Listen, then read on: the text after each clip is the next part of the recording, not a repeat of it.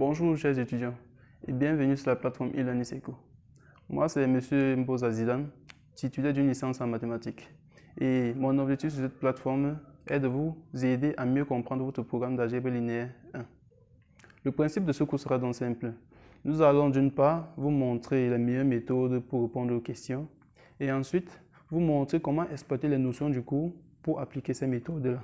Dans chaque chapitre, nous allons sélectionner des exercices pouvant provisoirement provenir de votre support de cours ou encore de votre fiche de TD.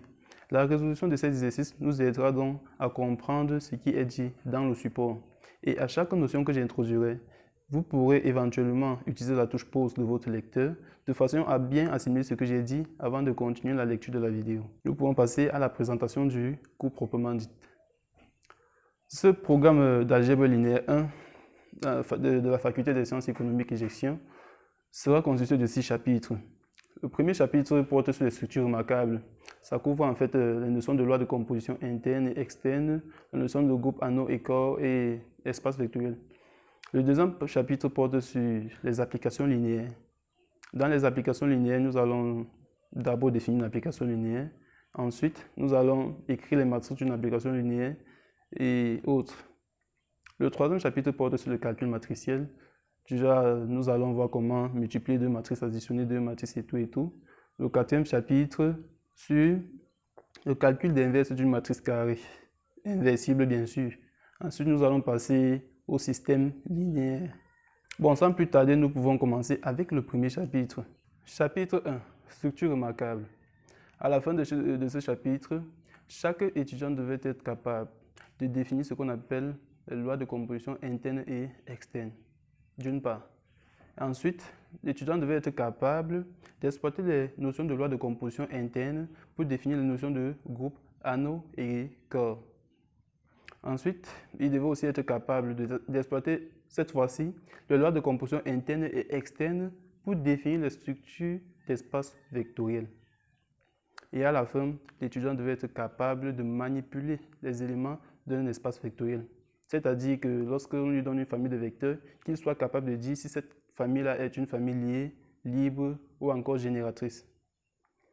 Bon, nous allons commencer ici avec l'exercice d'application numéro 1 que nous avons pris dans votre support de cours. Exercice d'application.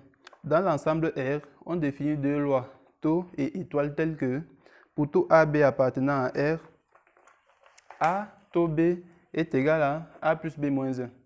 Et pour tout AB appartenant à R, A étoile B égale à AB moins A moins B plus 2. En première question ici, on nous demande d'étudier les propriétés de taux dans R. Et les propriétés de taux ici, taux c'est une loi de composition interne. Et lorsqu'on parle de ces propriétés, il s'agit de savoir si taux est associatif dans R, si taux admet un élément neutre dans R, ou si tout élément de R est symétrisable par taux.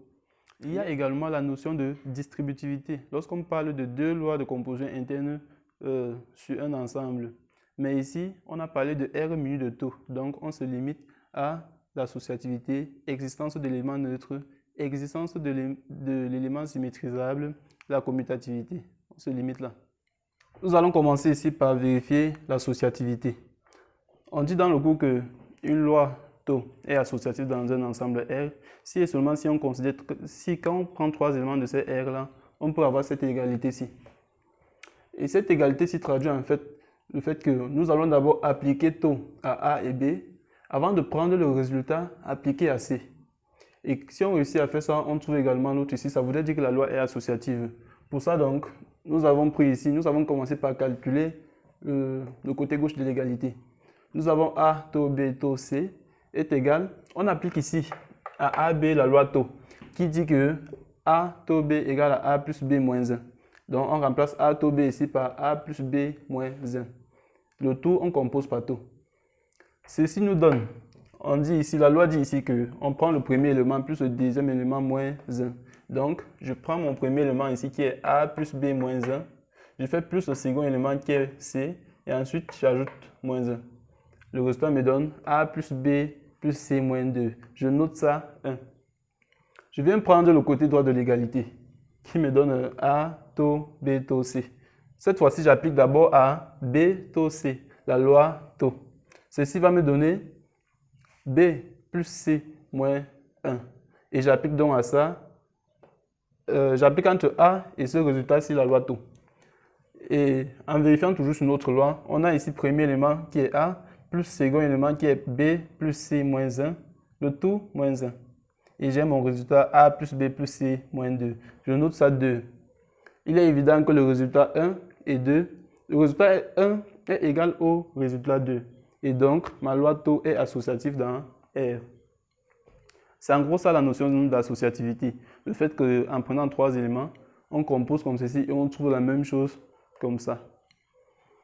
On passe sans perdre du temps à l'existence de l'élément neutre. Dans le cours, on dit qu'un élément E est dit neutre pour une loi étoile dans R si et seulement si, pour tout élément A, qu'on prend dans R, qu'on ait A taux E égale à E taux A égale à A. Les deux égalités s'y traduisent en fait l'existence d'éléments neutres à gauche et à droite. Et on dit ici que E est élément neutre si et seulement si il est élément neutre à gauche et à droite. Et donc ici, j'ai juste pris le A taux E égale à A pour trouver E. Vous pourrez vérifier l'autre cas dans vos supports de cours à la maison. Ici, nous aurons A taux E égale à A. Ceci est équivaut à dire, j'applique à A et E la loi taux. Donc, je prends premier élément plus second élément moins 1. Ça me donne A plus E moins 1 égale à A. Je fais traverser le A de ce côté, ça devient A moins A qui donne 0. Et donc, du coup, je reste ici avec 1 moins E égale à 0. Et on a enfin E égale à 1. Comme 1 est un élément de R, on peut donc conclure que E égale à 1 est élément neutre de R pour la loi taux. Et on passe à la notion de symétrique. Le symétrique ici, c'est en fait, quand la loi est notée additivement, on parle de symétrique. Lorsqu'elle est notée multiplicativement, on parle de l'inverse. Mais ici, nous allons parler de symétrique. On cherche un x appartenant à R, tel que pour tout A appartenant à R, on est A taux x égale à x taux A égale à 1. Ça traduit également la notion de symétrique à gauche et à droite. Et nous prenons ici le cas A taux x égale à 1. Le 1, c'est l'élément neutre, s'il vous plaît. C'est l'élément neutre de R qu'on a trouvé précédemment. Donc nous prenons ici A taux x, qui par définition nous donne A plus x moins 1 égale à E. Le E là égale à 1. Au niveau ci, on fait traverser le moins 1 de ce côté, ça devient 1 qui nous donne 2. Et ensuite, on fait traverser ça, ça donne moins A. Donc on a x égale à 2 moins A. Or, nous savons que si nous prenons un élément de R moins un élément de R, on trouve un élément de R. Raison pour laquelle 2 moins A appartient à R. On va donc dire que pour tout A appartenant à R, l'élément 2 moins A est le symétrique de A par taux, tout simplement. Et ces trois notions suffisent pour dire que le groupe R, que R muni de la loi étoile, de la loi taux, pardon. Bon, ces trois propriétés suffisent pour dire que le groupe R. Attends, j'écris ça quelque part.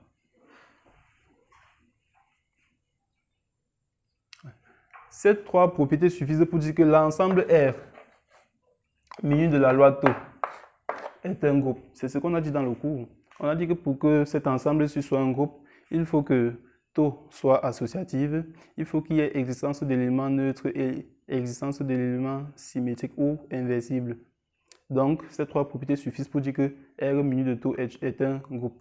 Mais la question était d'étudier les propriétés de taux sur R. Donc, il reste un élément à vérifier, la commutativité. On dit ici que taux est du commutatif dans R si et seulement si, pour tout élément A, B que je prends dans R, j'ai A taux B égale à B taux A. C'est-à-dire qu'on peut permuter les éléments comme ceci, comme vous voyez là. Donc ici, en premier lieu, nous vérifions. Nous avons A taux B égale à A plus B moins 1 par définition. Et d'autre part, nous avons B taux A est égal à B plus A moins 1. Donc, premier élément plus deuxième élément moins 1. C'est ça ici. Et nous savons bien que B plus A est égal à A plus B. Donc, je peux permuter ceci comme ça et ça me donne le résultat ici. Je note ça 2. J'ai donc 1 égale à 2. Ce qui veut dire que A taux B égale à B taux A. Et du coup, je peux conclure que la loi taux est commutative dans R. Ceci peut donc nous permettre de tirer une conclusion générale par rapport à la première question. Cette conclusion selon laquelle R muni de la loi taux est un groupe commutatif au groupe abélien. Donc, ce que nous retenons ici, c'est juste que pour qu'un groupe soit abélien, il faut qu'il soit associatif, qu'il admette un élément neutre, qu'il ait des éléments symétrisables et enfin, que la loi taux soit commutative dans l'ensemble considéré. Voilà. Et nous passons donc à la deuxième question. On dit ici que montrer que l'ensemble R privé de 1 et muni de la loi étoile est un groupe commutatif. Ce que nous venons de voir précédemment. Montrer qu'un ensemble muni d'une loi est un groupe commutatif. Ceci on va vous laisser ça en exercice parce que nous venons de faire un cas similaire. Donc, vous traitez et vous venez soumettre vos résultats sur le forum de la plateforme e-learning-seco pour que nous puissions vérifier votre travail. Nous passons ici à la troisième question. On demande quelle est la structure de l'ensemble R muni de la loi taux et étoile. Quelle est la structure? La structure de cet ensemble-ci. Il peut soit être un anneau, soit être un corps. Et donc, nous allons vérifier les propriétés ensemble pour voir ce que c'est vraiment. Nous commençons ici par vérifier l'associativité de la loi étoile sur R. Donc, premièrement, après avoir obtenu ceci, groupe abélien, il faut encore que la deuxième loi ici soit associative pour R pour qu'on puisse continuer à vérifier pour voir si c'est un anneau ou pas. Déjà, si la deuxième loi n'est pas associative, on ne peut pas parler d'anneau. Et donc, nous commençons ici par vérifier l'associativité. On a défini l'associativité précédemment. Donc ici, on va juste considérer trois éléments A, B, C de R et calculer l'élément gauche de l'égalité de tout à l'heure, c'est-à-dire A étoile B, le tout étoile C. Or, la loi étoile dit ici que A étoile B, c'est A fois B moins A moins B plus 2. Donc, je viens tout simplement ici, je remplace A étoile B par A, B moins A moins B plus 2, le tout étoile C. C'est-à-dire que la loi étoile maintenant va s'appliquer entre ces deux nombres-ci. Et je viens ici en bas, on me dit que lorsque je prends deux éléments ici, A étoile B, j'obtiens premier élément fois deuxième élément, moins premier élément moins deuxième élément plus 2. Je viens donc ici, voici mon premier élément ici. Donc je prends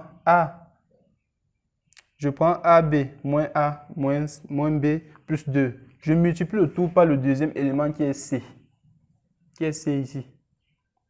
Et ensuite, je fais moins premier élément qui est moins A. Bon, la soustraction de ceci, ça va me donner avec les signes contraires. On va obtenir ici moins AB plus A plus B moins 2. Et ensuite, je soustrais le deuxième élément qui est C. Et ensuite, j'ajoute 2. Et en développant l'expression-ci, nous obtenons ça.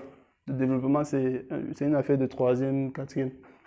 Et on arrive au résultat ABC moins AB moins AC moins BC plus AB plus A plus B plus C. Et on note ça 1. Et on passe au deuxième sens de l'égalité. On vérifie pour A étoile B, le tout A étoile, le tout B étoile C. Donc, on commence par appliquer à BC la loi étoile. Ici, on obtient BC moins B moins C plus 2. Donc, ça devient ça notre deuxième élément. Et ici, nous prenons donc premier élément multiplié par le second élément, moins premier élément moins deuxième élément plus 2. Et on obtient ce résultat-ci. On développe également et on arrive au résultat ABC moins AB moins AC moins BC plus A plus B plus C. Et on note ça 2. Et donc, 1 et 2 ici nous montrent que nous avons bien A étoile B, le tout étoile C, égale à A, le tout étoile BC. Ce qui montre que notre loi étoile est bien associative dans R. Donc, on peut continuer à vérifier d'autres propriétés. Après donc l'associativité de étoile sur R, il nous faut encore la distributivité de la seconde loi sur la première. Donc, comme nous avons ici R mu de taux et étoile, il faut que étoile soit distributive sur taux dans R. Et c'est ça que nous allons vérifier ici. Voici tout d'abord la définition. On dit que si nous avons trois éléments A, B, C de R, on vérifie que A étoile B taux C est bien égal à A étoile B, le tout taux A étoile C. C'est-à-dire que j'applique aux éléments A étoile B et A étoile C la loi taux. C'est ça ici. Et il s'agit là de la distributivité à gauche. On passe à la distributivité à droite. C'est-à-dire que cette fois-ci, la loi étoile sera plutôt appliquée à droite de A taux B. Et le résultat doit être A étoile C, le tout taux B étoile C.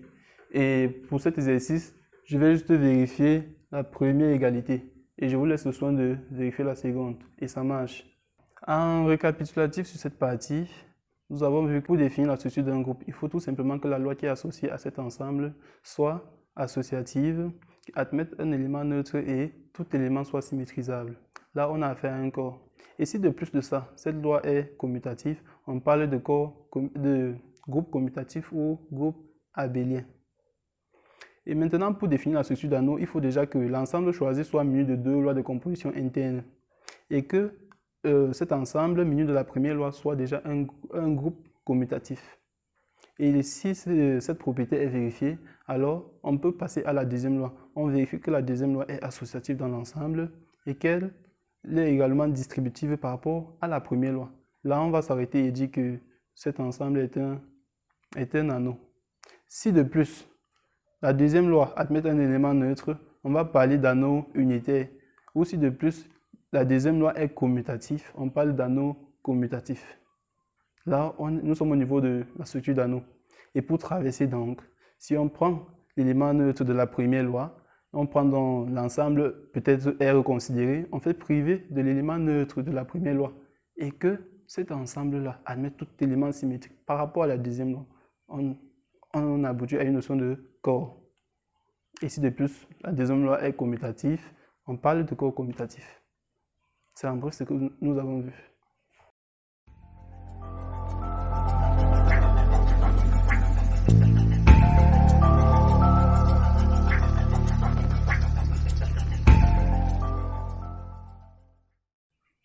Exercice 2. Il s'agit de l'exercice 1 de votre fiche de TD. On dit ici qu'on définit deux ensembles F et G, tels que F est défini de telle sorte que pour tout x, y, z de t appartenant à R puissance 4, on est x égale à 5, y, z égale à x.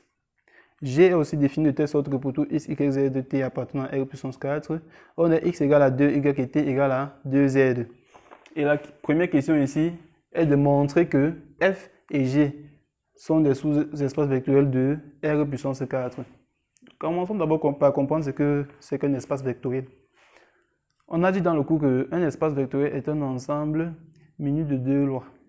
La première loi est de composition interne et la seconde est de composition externe.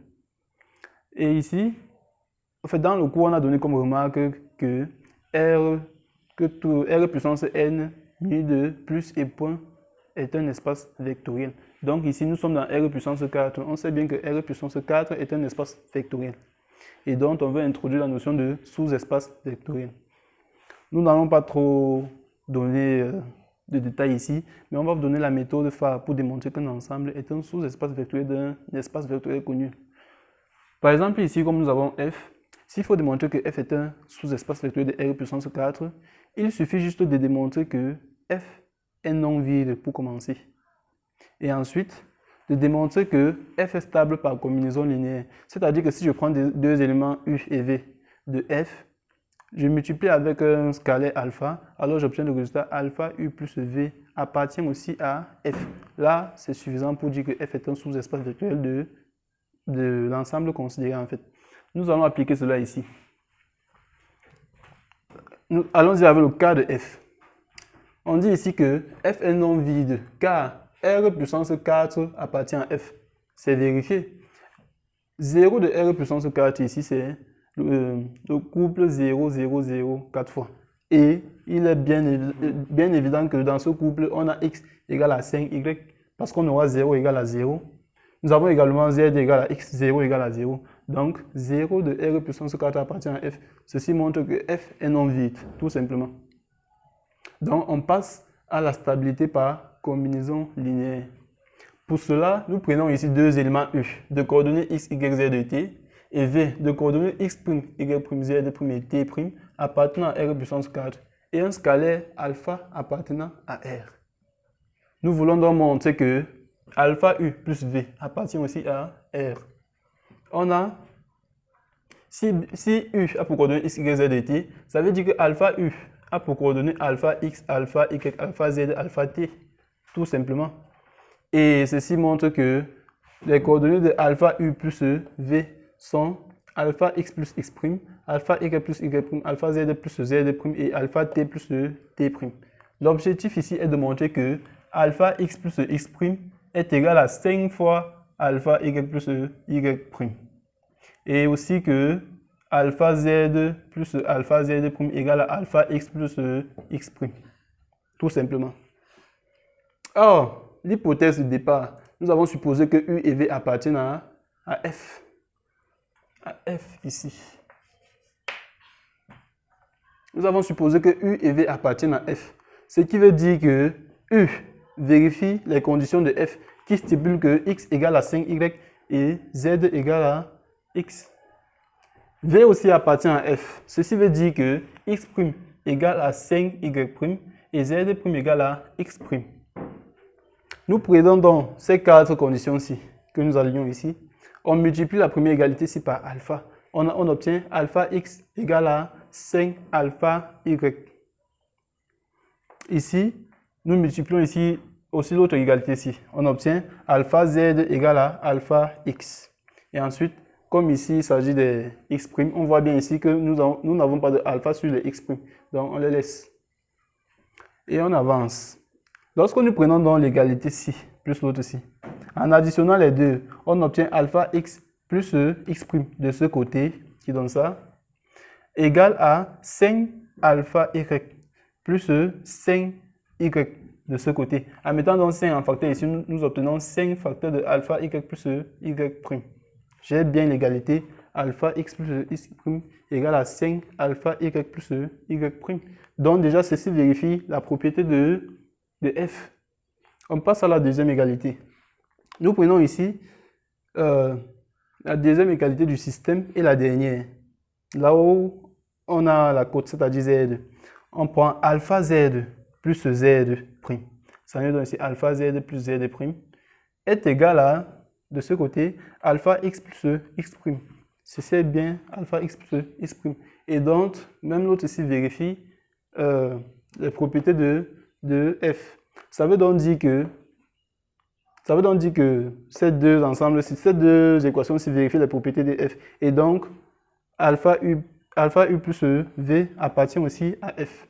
Bien évidemment, nous avons la première composante qui est égale à 5 fois la deuxième et la troisième qui est égale à la première. Ce sont les propriétés de f. Donc ici, on peut conclure que cet élément-ci appartient à f. Et donc, ça voudrait dire que f est un sous-espace vectoriel de R puissance 4. Les deux propriétés sont vérifiées.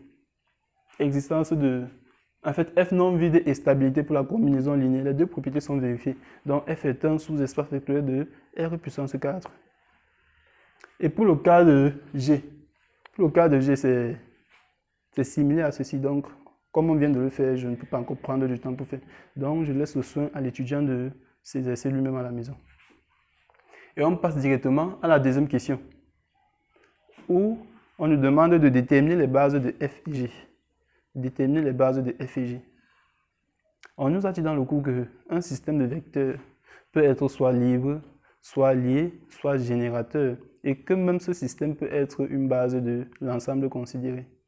Ici, par exemple, nous voulons déterminer une base. Et la propriété du cours dit qu'une base est un système de vecteurs à la fois libre et génératrice.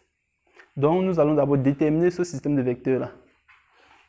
On prend ici l'ensemble F. Ça, c'est le cas de F.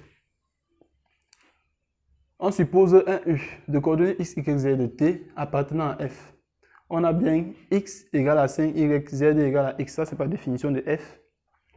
Et ensuite, on essaie donc d'écrire toutes les composantes de x en fonction de y et t. Parce que l'égalité ici nous dit que x égale à 5y. Mais nous savons que y aussi égale à y.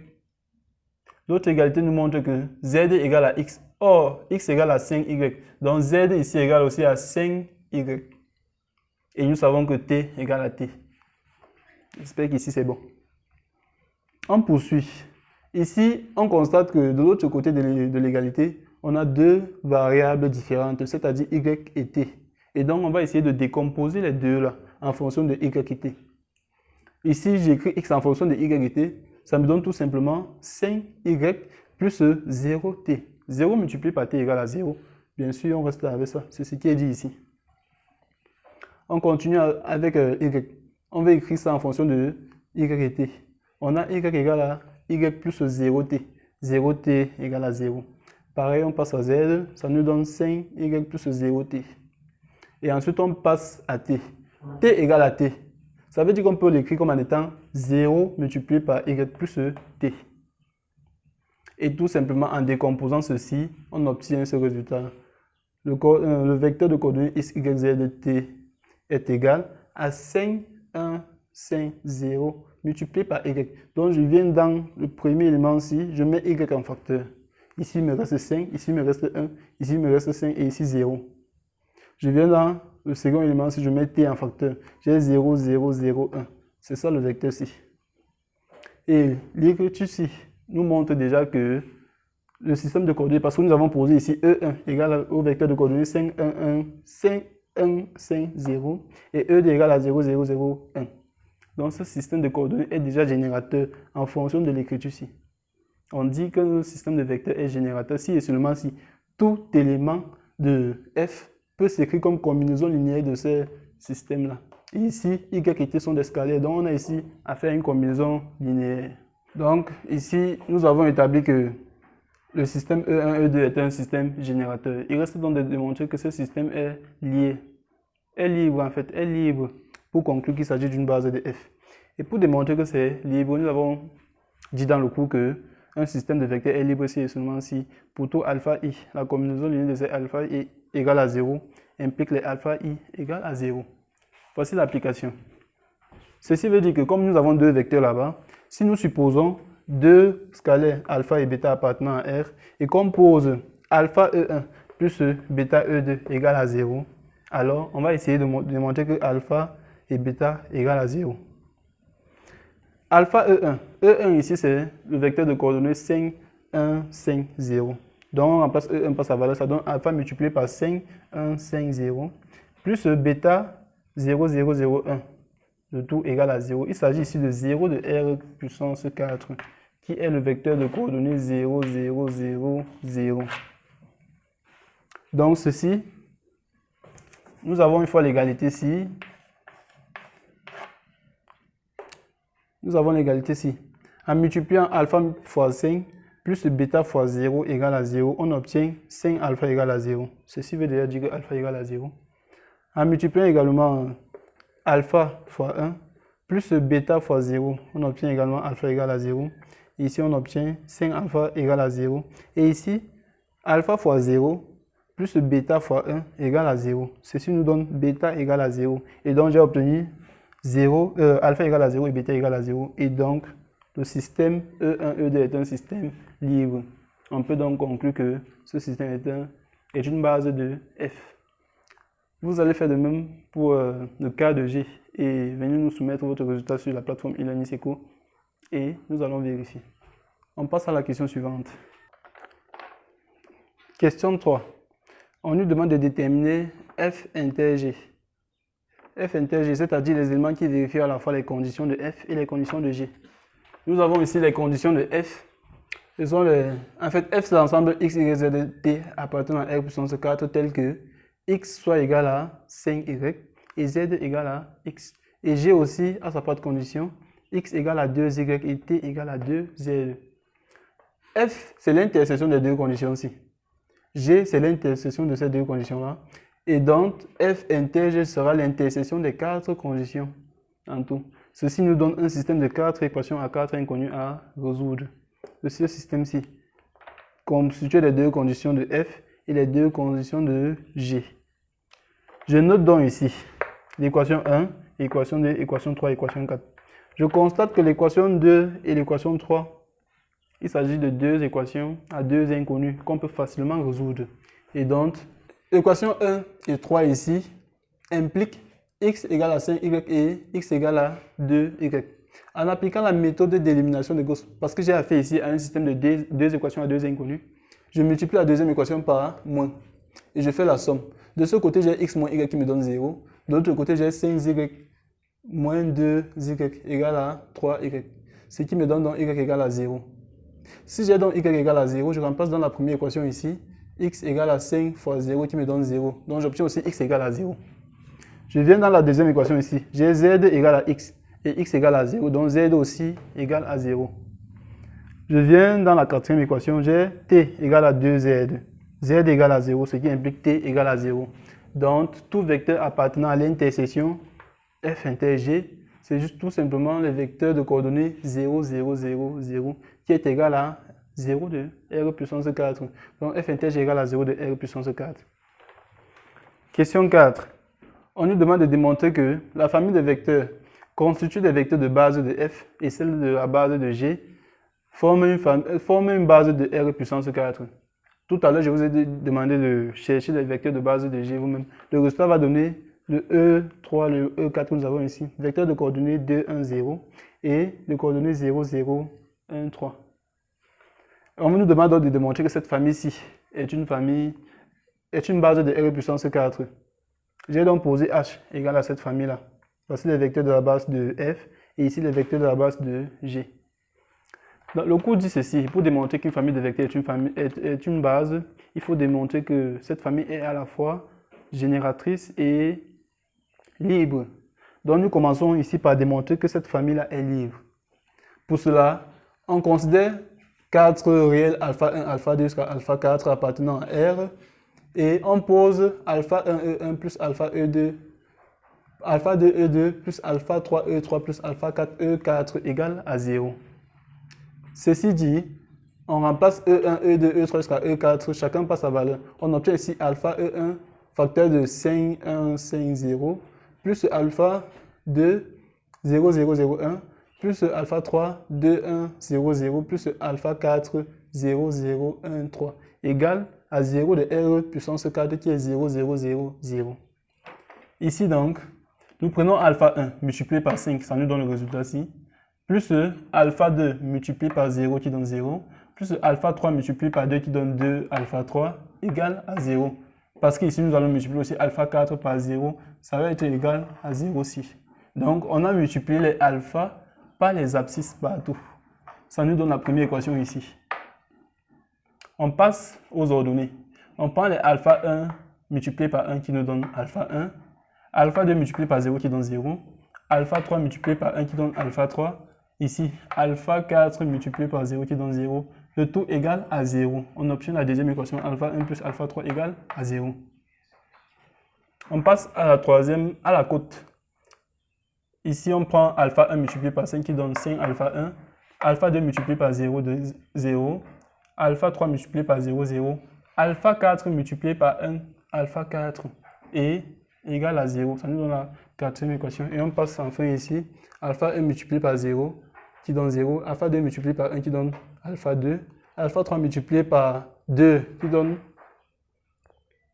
alpha 3 multiplié par 2 qui donne, non ici c'est 0, alpha 3 multiplié par 0 qui donne 0 et enfin alpha 4 multiplié par 3 qui me donne 3 alpha 4 égale à 0. J'ai donc ce système-ci, système de 4 équations à 4 inconnues. Et donc je peux appliquer la méthode de Gauss. Mais déjà, j'observe que la première équation et la deuxième, il s'agit de deux équations à deux inconnus. Je résous ça avec la méthode du pivot de Gauss comme nous avons fait tout à l'heure. J'essaie d'éliminer alpha 1 ici. Donc je multiplie la deuxième équation par moins 5. J'obtiens ici moins 5 alpha 1 moins 5 alpha 3 égale à 0. En faisant la somme, j'obtiens 0 ici. Et de ce côté, j'obtiens moins 3 alpha 3 égale à 0. Ce qui implique alpha 3 égale à 0. Si j'ai donc alpha 3 égale à 0, en remplaçant ici, j'obtiens alpha 1 aussi égale à 0. Je reviens dans l'équation ici. Je prends la troisième. Si je remplace alpha 1 par 0, j'obtiens alpha 4 égale aussi à 0. Et lorsque je remplace donc alpha 4 dans la dernière équation, j'obtiens alpha 2 égale à 0. J'ai donc tous les alpha égale à 0, 0, 0, 0. Et donc, je peux conclure que c'est un système libre. Maintenant, il y a une autre propriété qu'il faut vérifier, montrer que c'est un système générateur. Ou alors, il y a aussi un théorème du coup qui dit que si nous sommes dans un espace vectoriel de dimension n et que nous avons n vecteurs libres, alors ces vecteurs-là forment une base. Regardons voir. Nous sommes dans l'espace vectoriel de R puissance 4. La dimension c'est 4. Nous avons ici un système de vecteurs. Un système de 4 vecteurs qui est une famille libre.